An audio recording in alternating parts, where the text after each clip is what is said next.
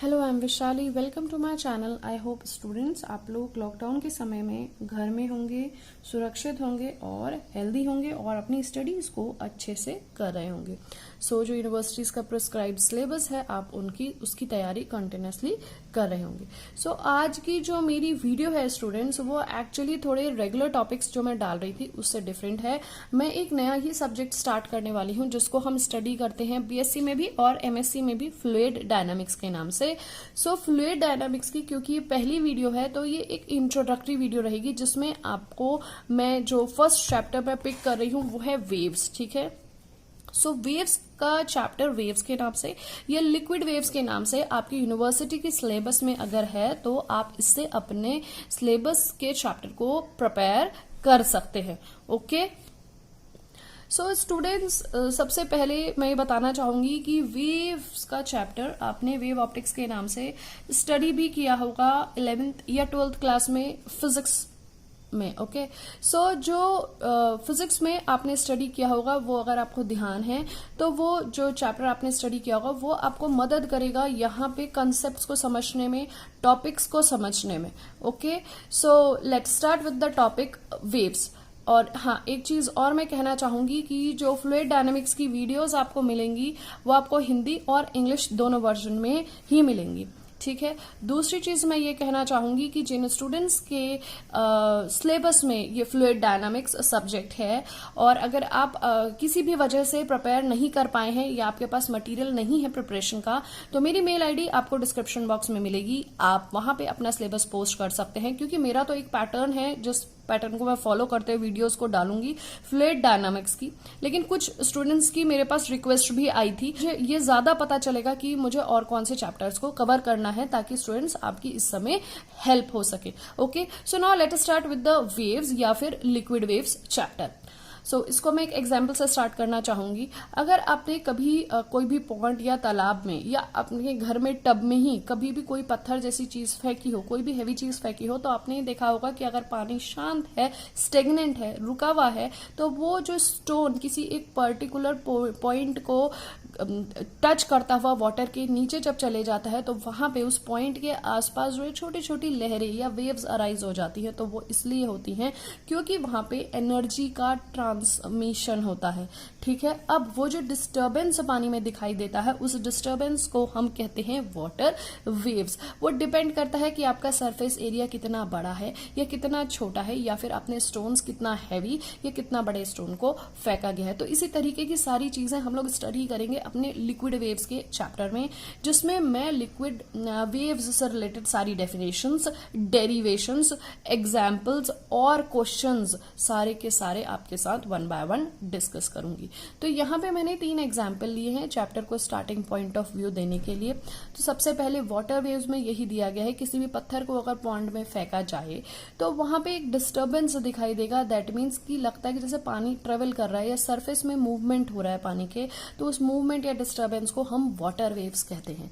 ठीक है, second point है कि साउंड वेव्स। अगर आपने कोई रेडियो या कोई भी चीज जिससे साउंड प्रोड्यूस हो रही हो घर के कॉर्नर में अगर चला रखी हो तो आपको दूसरे कॉर्नर में वो सुनाई देती है, that is the movement in the sound and that is called as the sound waves. तो यहाँ मूवमेंट हो रहा है साउंड एनर्जी का।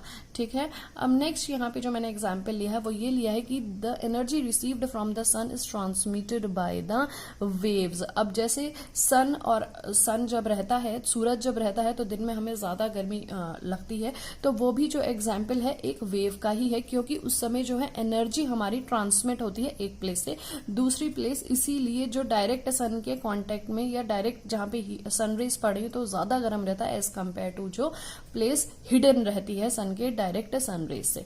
ठीक है, इसी तरीके के कुछ चीजें हम स्टार्ट करते हैं इस चैप्टर से। ठीक है, एंड आई होप कि अगर वीडियो आपको हेल्पफुल या आपको अच्छी लगे और आपको ये चैप्टर स्टार्टिंग से समझ में आए तो आप अपने बुक में ओपन करेगा वेव्स का चैप्टर अगर आपके सिलेबस में है तो, और मेरे साथ कोरिलेट करते हुए उस चैप्टर को स्टडी करिएगा और अपने नोट्स भी साथों साथ बनाइएगा। ठीक है, हैं all the types of waves have following points in a common. हर तरीके की वेव्स, ताकि वो चाहे वो लिक्विड वेव हो, चाहे वो साउंड वेव हो, चाहे वो एनर्जी वेव हो, तो जो भी आप वेव्स का जब भी एग्जाम्पल लें तो आपने कुछ चीजें कॉमन देखी होंगी।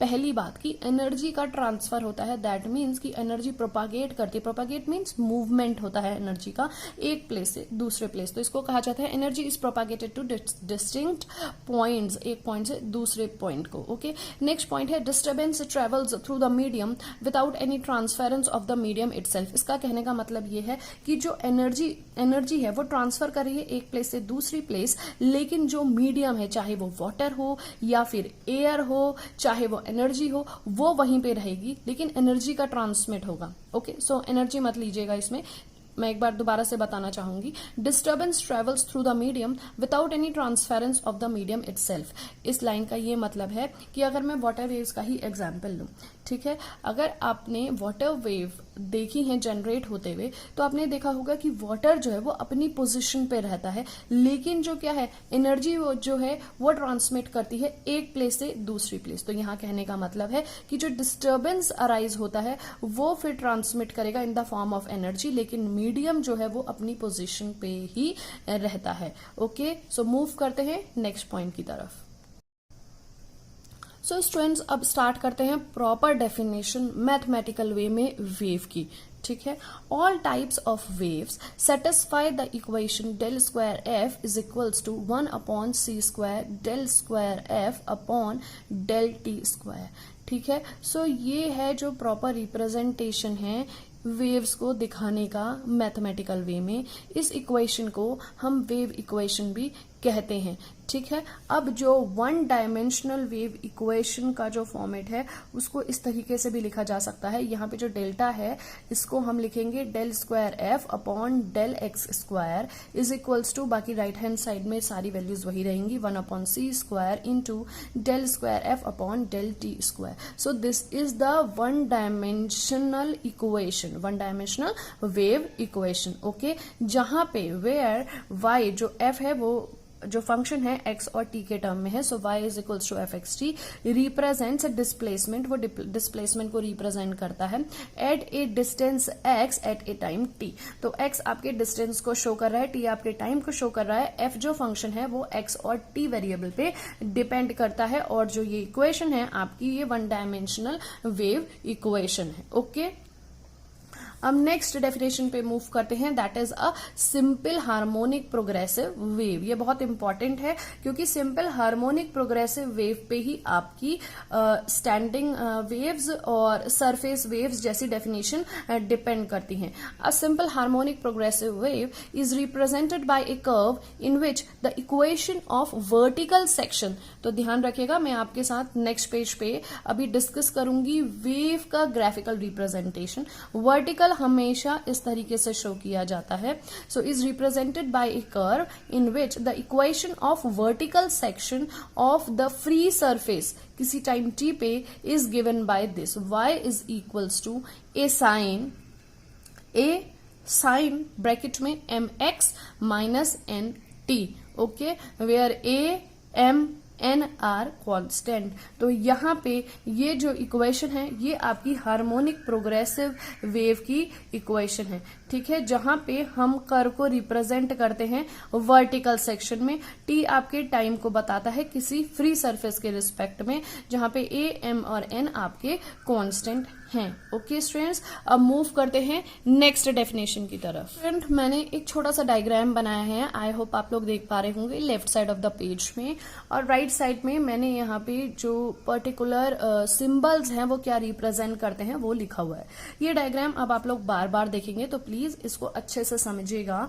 अगर आप लोगों ने फिजिक्स में ये चीज स्टडी करी है तो आपको समझ में आ रहा होगा। जिस कर्व के बारे में हम सिंपल हार्मोनिक वेव के बारे में स्टडी कर रहे थे, तो कर्व ये है, इस तरीके का कर्व, ठीक है, जो किसी वेव को रिप्रेजेंट करता है। ओके, मैं अभी किसी भी वेव की बात नहीं कर रही हूं, मैं एक जनरल वेव के बारे में बात कर रही हूं। ठीक है, किसी भी वेव को रिप्रेजेंट करने के लिए हमने ये कर्व ले लिया जो 2 डायमेंशनल कर्व है, एक्स और वाई एक्सिस पे डिपेंड करता है। ठीक है, अब कर्व अगर आप एक्स एक्सिस को ले तो एक्स एक्सिस से जहां पे आपका कर्व का मतलब जो आप एक तरीके से कहते हैं ये निगेटिव साइड हो गई और ये पॉजिटिव साइड हो गई, तो ये पॉजिटिव साइड की हाइट है और ये निगेटिव साइड की हाइट है। सो जो कर्व की हाइट है, ठीक है, निगेटिव में और पॉजिटिव में, तो पॉजिटिव साइड की जो कर्व की हाइट है इसको हम इस पॉइंट से यहां तक लेंगे या यहां वाले पॉइंट से यहां तक लेंगे, तो इस हाइट को कहते हैं amplitude. Okay, this is called as the amplitude of the wave. Fine, so इसको ए से रिप्रेजेंट किया जाता है। उसके बाद ये निगेटिव साइड की हाइट हो गई तो इसको माइनस ए से भी रिप्रेजेंट करेंगे, वो डिपेंड करेगा डिफरेंट डेरिवेशंस पे। अभी आपको सिर्फ समझाने के लिए मैं ये एक डायग्राम ले रही हूं, ठीक है ना।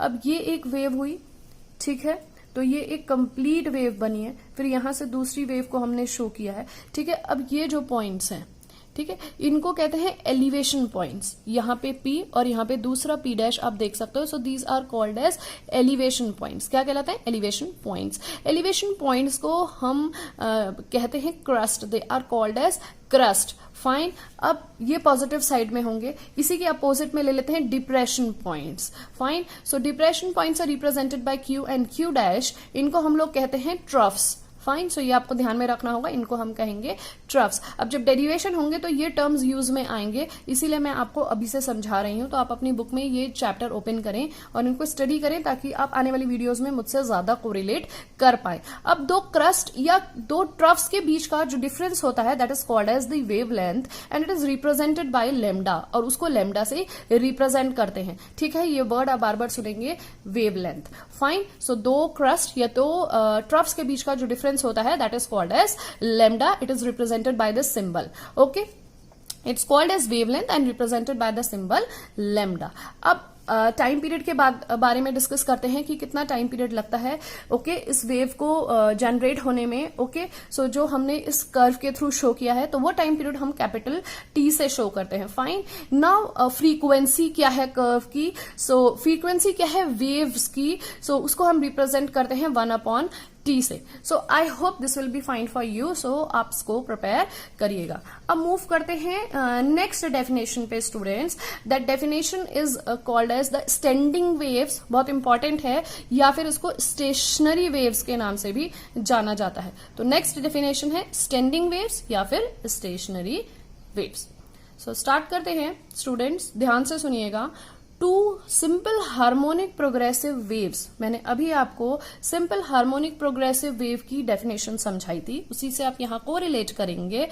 To simple harmonic progressive waves of equal amplitude, amplitude मैंने आपको यहां समझा दिया है, comma wavelength and the period. Okay, दो सिंपल हार्मोनिक प्रोग्रेसिव वेव्स हमने ली हैं जिनका सेम एम्पलीट्यूड है, वेवलेंथ है और period travelling in opposite direction, लेकिन वो सिर्फ अपोजिट डायरेक्शंस में ट्रेवल कर रही है, बाकी उनका एम्पलीट्यूड, उनकी वेवलेंथ, उनका टाइम पीरियड सेम है।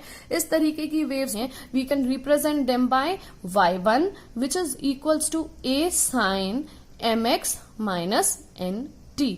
Okay, y2 which is equals to a sin mx plus nt। सो ये जो फर्स्ट इक्वेशन है, जो सेकेंड इक्वेशन है y2 की, सो ये दोनों इक्वेशन आपकी दो सिंपल हार्मोनिक प्रोग्रेसिव वेव्स हैं।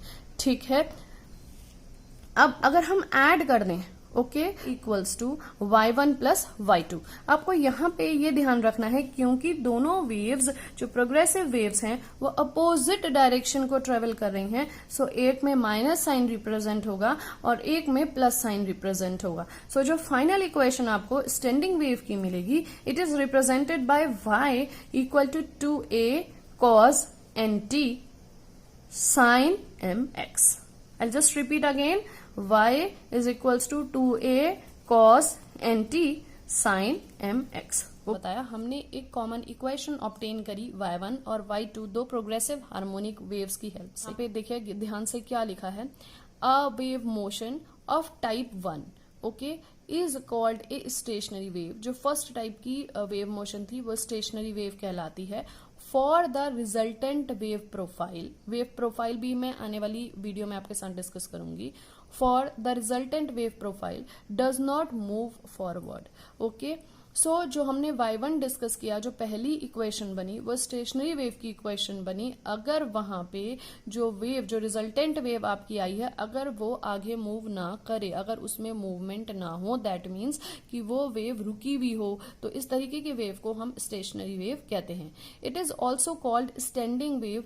उसी इक्वेशन से, जो प्रोग्रेसिव वेव की अभी हमने इक्वेशंस पढ़ी थी, उन्हीं इक्वेशंस से हम डिराइव कर सकते हैं स्टैंडिंग वेव्स को for the surface of the liquid.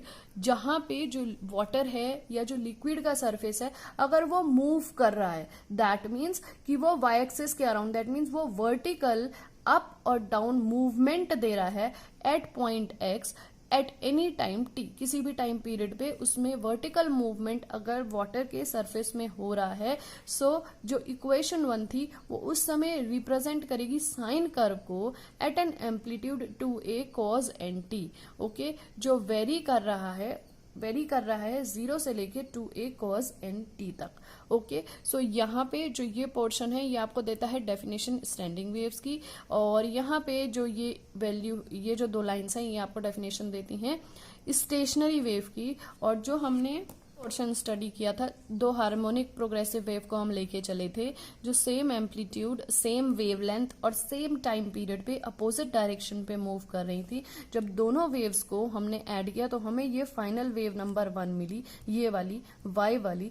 इस y के ही रिस्पेक्ट में हम स्टेशनरी वेव्स को समझे। ओके, और इसी y के रिस्पेक्ट में हम स्टैंडिंग वेव्स को समझे। ठीक है, अगर आपकी स्टैंडिंग वेव है तो वो मूव करेगी अप एंड डाउन, और स्टेशनरी वेव होगी तो वो उसकी जो रिजल्टेंट वैल्यू होगी वो कांस्टेंट आएगी। ठीक है, तो यहाँ पे स्टेशनरी वेव और स्टैंडिंग वेव की डेफिनेशन आप तैयार कर सकते हैं। स्टार्ट करते हैं थर्ड डेफिनेशन, जिसको कहते हैं टाइडल वेव। ठीक है, सो टाइडल वेव को बहुत सारे ऑथर्स ने लॉन्ग वेव्स भी मेंशन किया है। ठीक है, सो टाइडल वेव है या लॉन्ग वेव है, बोथ आर सेम, एक ही डेफिनेशन जाएगी दोनों में। ठीक है, स्टार्ट करते हैं। टाइडल वेव अराइज व्हेन, ये 2 पॉइंट्स में मैंने डेफिनेशन लिखी है। Tidal wave arise when the wave length of oscillations is much greater than the depth of the liquid. तो पहली लाइन को समझिए कि जो वेवलेंथ है ऑसिलेशंस की, ठीक है, जो ऑसिलेशंस क्या मतलब, ऐसे अगर मैं यहाँ पे एक पॉइंट लूं, अगर वो ए पॉइंट से बी पॉइंट को जा रहा है और बी पॉइंट से फिर सी पॉइंट को जा रहा है और फिर ए पॉइंट को आ रहा है, तो दिस इज वन ऑसिलेशन, एक complete oscillation, this is a complete oscillation. ठीक है, तो जो वेवलेंथ है आपकी ऑसिलेशंस की, ठीक है, सो वेवलेंथ है आपकी ऑसिलेशन की, अगर वो ज्यादा है लिक्विड के डेप्थ से, ठीक है, तो वो आपकी तो वहां पे जो वेव अराइज होगी वो वेव आपकी टाइडल वेव कहलाएगी। ठीक है, नेक्स्ट पॉइंट है the disturbance affects the motion of the whole of the liquid. So जो डिस्टर्बेंस क्रिएट होगा वो डिस्टर्बेंस पूरे के पूरे लिक्विड को ही अफेक्ट करेगा। दैट मीन्स कि जो एनर्जी ट्रांसफर होगी वो पूरे लिक्विड को ही ट्रांसफर होगी। So tidal waves are also called as long wave in shallow water. ठीक है, long wave in shallow water के नाम से भी टाइडल वेव्स को जाना जाता है। इसकी 2 प्रॉपर्टी हैं। पहले ये कि जो टाइडल वेव्स अराइज होती हैं उसमें जो नंबर ऑफ वेवलेंथ है ऑसिलेशंस की वो हमेशा ज्यादा होगी लिक्विड की हाइट से या लिक्विड की डेप्थ से। दूसरा, जो डिस्टर्बेंस क्रिएट होगा वाटर में वो एनर्जी ट्रांसमिट होगी पूरे के पूरे वाटर में, एक पोजिशन पे नहीं बल्कि पूरे वाटर की बात की गई है। In this wave motion the vertical component of acceleration of liquid is negligible as compare with horizontal acceleration। so यहाँ पे जो वर्टिकल एक्सेलरेशन है इस टाइडल वेव में हम वर्टिकल एक्सेलरेशन को नेग्लेक्ट करके सिर्फ हॉरिजॉन्टल एक्सेलरेशन को ही काउंट करते हैं। तो जब भी टाइडल वेव की डेफिनेशन आए तो आप वो 3 पॉइंट्स लिख सकते हैं जो मैंने आपके साथ डिस्कस किया। स्टूडेंट्स अब स्टार्ट करते हैं नेक्स्ट डेफिनेशन की तरफ, जो है आपकी surface wave. Okay, so surface waves arise when, surface waves कब अराइज होती हैं, तो यहाँ पे भी हम 3 ही पॉइंट हैं, उनसे हम डिस्कस करेंगे। सो फर्स्ट पॉइंट है the wave length of oscillation is much less than the depth of the liquid. दोनों अपोजिट है। ठीक है, सरफेस वेव और लॉन्ग वेव दोनों अपोजिट हैं। अगर आप समझे ध्यान से तो इसमें जो ऑसिलेशंस की वेवलेंथ होती है वो less means it is less than the depth of the liquid. Liquid की हाइट से जो वेवलेंथ की वैल्यू होती है वो कम होती है सरफेस वेव में, जबकि लॉन्ग वेव्स में या टाइडल वेव में जो ऑसिलेशन की वेवलेंथ होती है वो ज्यादा होती है डेप्थ ऑफ लिक्विड से। ठीक है, so the disturbance does not extend far below the surface. अब यहाँ पे जो एनर्जी ट्रांसमिट होगी वो एक पर्टिकुलर पोजीशन पे ही रह जाएगी सरफेस के। सरफेस वेव के बारे में बात की जा रही है, जबकि टाइडल वेव में जो डिस्टर्बेंस होगा वो इतना फास्ट और इतना ज्यादा एनर्जी का होता है कि जो एनर्जी होती है वो पूरे मीडियम में ही ट्रांसमिट होती है। मीडियम आपका वेव के सेंस में वाटर ही होगा, सो पूरे मीडियम में वो एनर्जी ट्रांसमिट होती है। तो ये दोनों डिफरेंस भी लिख सकते हैं अगर आता है कि write a difference on surface wave and tidal waves. Third point पे आते हैं। Here vertical component of acceleration is not negligible as compare with horizontal acceleration. So ये थर्ड डिफरेंस हो गया टाइडल वेव और सरफेस वेव में। Surface wave में vertical component जो होता है वो नेग्लिजिबल नहीं रहता, ओके, जबकि हॉरिजॉन्टल एक्सेलरेशन नेग्लिजिबल लिया जाता है। जबकि टाइडल वेव में हमने वर्टिकल कंपोनेंट को यूज किया था और हॉरिजॉन्टल वेव एक्सेलरेशन को नेग्लेक्ट किया था। ठीक है, सो आप ये डेफिनेशन को लर्न कर सकते हैं। सो एग्जाम्पल जो है सरफेस वेव के स्टूडेंट्स, उसमें आती हैं आपकी विंड वेव्स या फिर सरफेस टेंशन वेव्स। ओके,